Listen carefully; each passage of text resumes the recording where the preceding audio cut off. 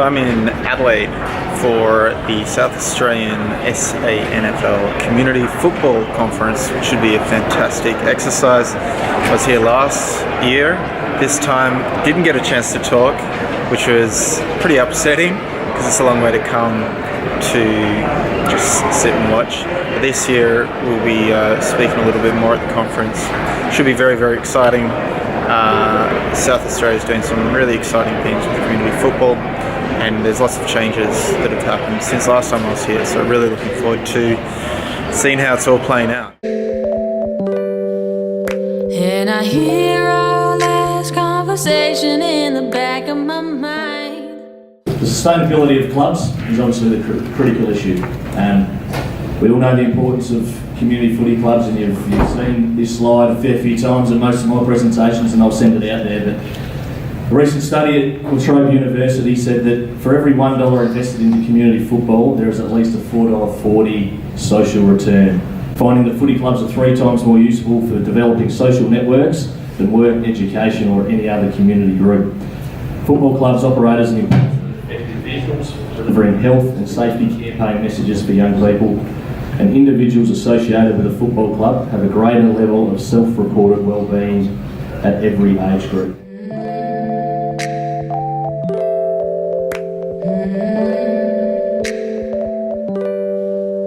And I hear all this conversation in the back of my mind all of the time.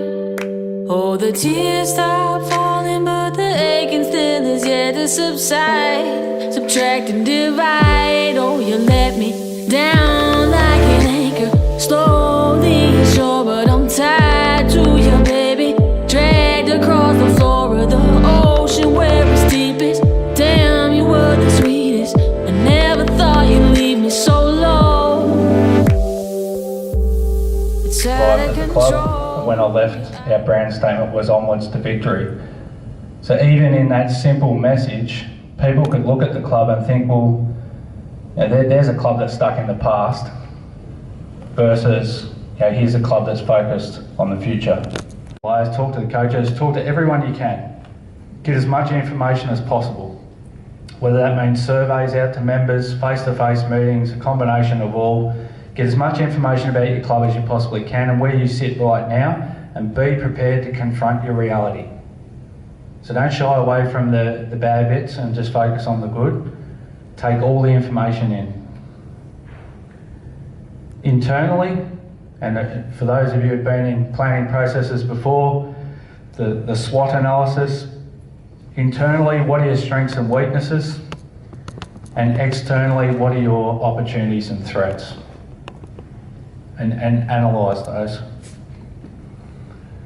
Steve spoke this morning about the purpose of your club, and I think it's a pretty important consideration that we probably don't allow ourselves the time to reflect upon and define.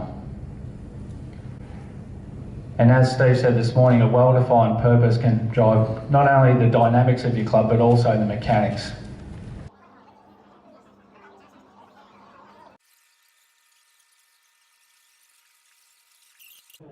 Wordsmiths down the front here.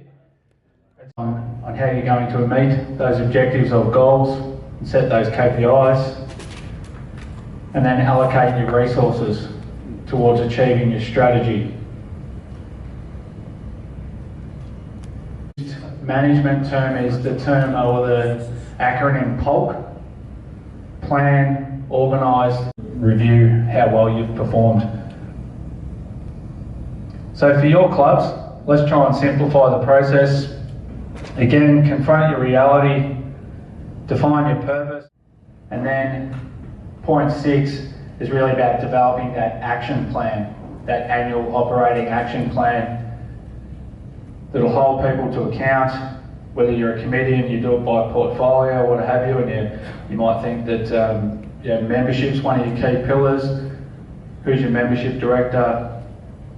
Make them accountable for that component of the operating plan, and you as leaders making sure that you check in and are meeting the KPIs that have been set by the club. Last year we had about 70, 80 clubs participate in our Club Development Day. Today we've got over 200 participants, which is just fantastic, and it shows the commitment and the enthusiasm that our volunteers have got for football. Football clubs are one of the great important parts of a community, and to have some great volunteers like we've got here today is just a fantastic result. So, do you want to talk about some of the speakers that you've got along today? Yeah, so we've got 10 different speakers. We start off with a bit of a leadership course, which is always exciting for these guys, because the leadership people we get to speak probably generally more at elite levels, so to be able to get the community guys to hear from some of those leading teams leaders is really exciting for them, and some areas that they can go back to their club and help out their committees. But outside of that, we've just got our general increasing participation, committee management, strategic planning, coaching, seminars. Seminars that cut across every committee member you would have at a footy club, so everyone can pick and choose which ones they go to. So by the end of the day, you've been to 3 different sessions, and hopefully your club has got lots of information to be able to bring back. And how are you going to one up next year? Yeah, it's going to be tough, 220 people to try and cover, but I think once word gets out that we're starting to do these, we hadn't done them previously, so last year, slowly, this year we've advertised it a fair bit, and if people enjoy it, they're going to sell it for us, because we know even though there's 200 here, there's thousands of volunteers out there that love football, want to improve, so we can see this growing again.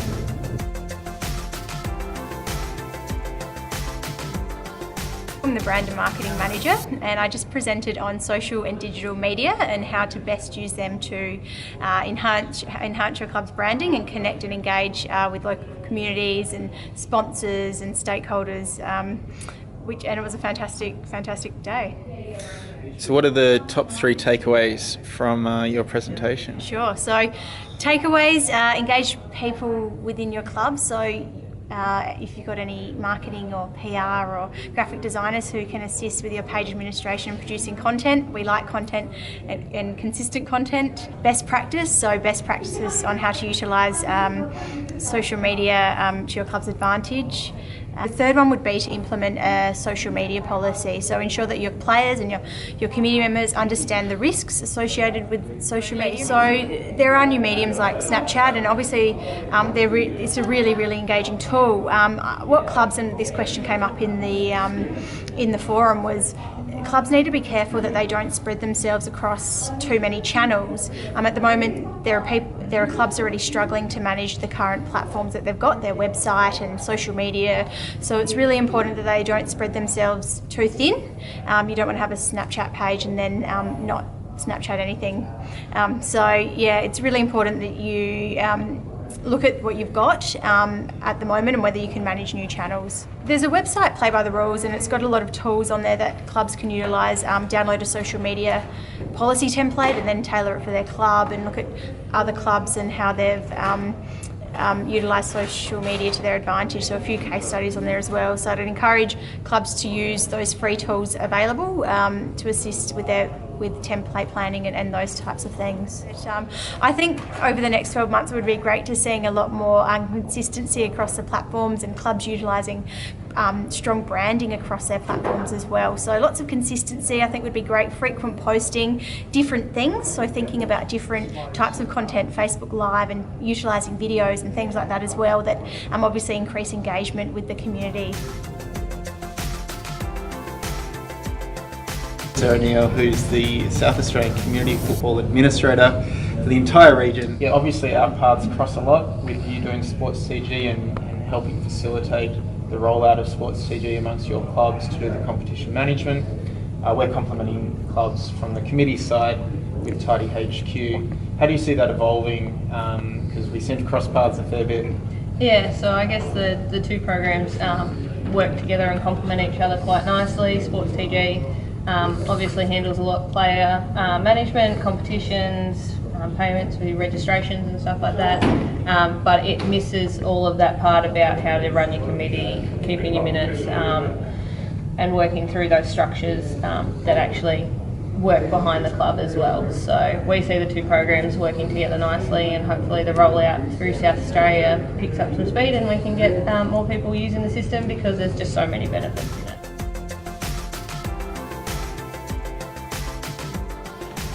What have you learned for yourself? And what have you learned that you'll be able to take back to your club? The second question is, what's one thing you want to commit to for yourself?